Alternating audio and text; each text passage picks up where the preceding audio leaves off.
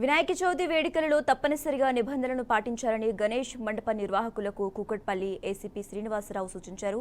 Kukatpally police station పరిధి Ganesh మండప నిర్వాహకులతో ACP సమావేశం నిర్వహించారు. ఈసారి కూడా డీజేకి అనుమతి లేదని తేల్చి చెప్పారు.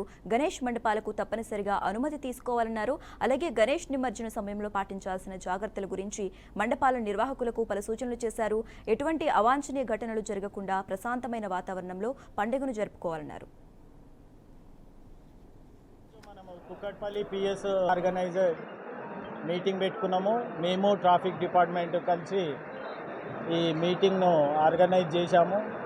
సిపి గారి ఆదేశం ప్రకారము డీసీపీ గారి అధ్యక్షతన మేము ఈ మీటింగ్ ఫస్ట్ ఆర్గనైజర్స్తోన తెలుసుకున్నాము.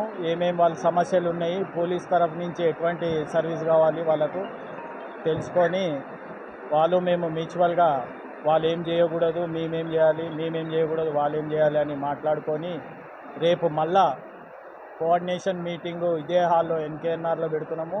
ఆల్ డిపార్ట్మెంట్స్తో ప్లస్ డివిజన్ లెవెల్లో ఆర్గనైజింగ్ కమిటీసు, ఈ గణేష్ ఉత్సవ కమిటీ వాళ్ళు, మిగతా ఆర్గనైజర్స్ అంతా అటెండ్ కావాలి.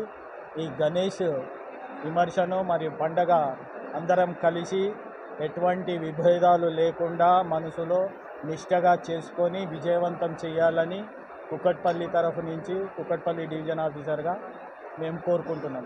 ఈరోజు మనం